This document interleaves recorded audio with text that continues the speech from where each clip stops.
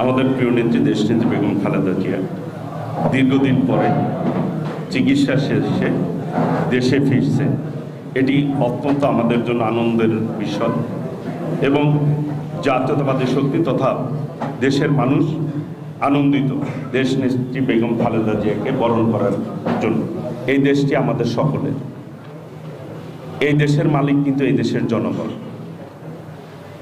এই দেশের মালিকানা দেশের মানুষের ভোটের অধিকার মানুষ ফিরত চায়। 24 সালে মানুষ ভোট দেয় নাই, 14 সালে দেয় নাই, 18 সালে দেয় নাই। 3,60,00,000 নতুন ভোটার হওয়ার সত্ত্বেও তারা কিন্তু তাদের ভোটের অধিকার সেটি কিন্তু প্রয়োগ করতে সক্ষম হয় না।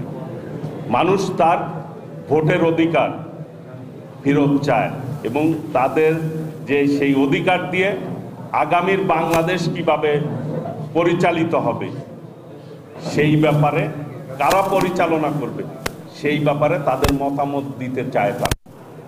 কারণ এই দেশের মালিক কিন্তু কেউ এককভাবে নয়। কাজেই নির্বাচন একটি গণতান্ত্রিক অধিকার। ফ্যাসিবাদের বিদায় হয়েছে, স্বৈরাচার বিদায় নিয়েছে। ফ্যাসিবাদ বা স্বৈরাচার বিদায় নেওয়ার পরে একটি গণতান্ত্রিক বাংলাদেশ হবে, এটাই কিন্তু স্বাভাবিক, এটাই কিন্তু মানুষের প্রত্যাশা।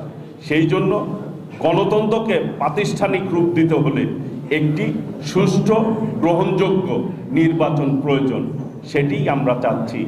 নির্বাচিত সরকারি যে কোনো অনির্বাচিত সরকারের চাইতে অনেক বেশি শক্তিশালী, কারণ মানুষ তার ম্যান্ডেট দিয়ে নির্বাচিত সরকার প্রতিষ্ঠিত করে।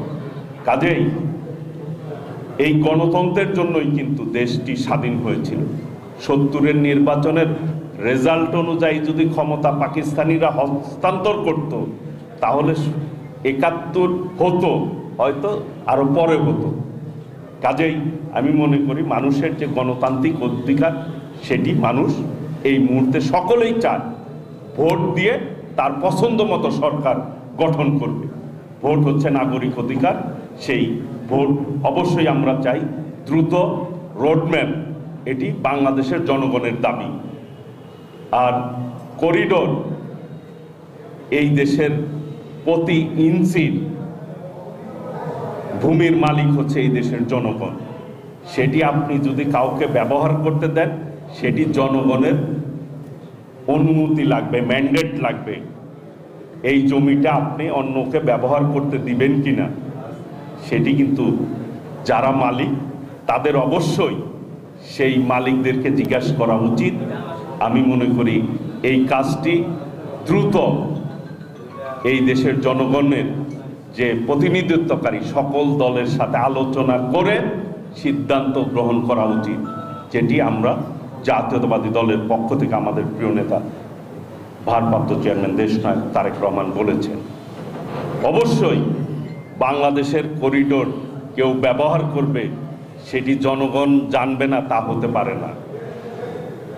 এই দেশটি আমাদের সকলের আগে বাংলাদেশ, দেশকে চিন্তা করতে হবে। কাজেই আগামী দিনে আমরা ইনশাল্লাহ সকলে মিলে ঐক্যবদ্ধভাবে একটি গণতান্ত্রিক বাংলাদেশ প্রত্যাশা করি। এবং আমাদের প্রিয় নেতা দেশনায়ক তারেক রহমান গত 1 তারিখে একটি বক্তৃতায় বলেছে, আমরা ভারত নয়, পাকিস্তান নয়, ভুটান নয়, নেপাল নয়, সবার আগে বাংলাদেশ আমরা। কাজেই আমাদের দেশ, আমাদের দেশের স্বার্থ আমরা সকলে মিলে রক্ষা করব এবং সকলে মিলেই এ দেশকে এগিয়ে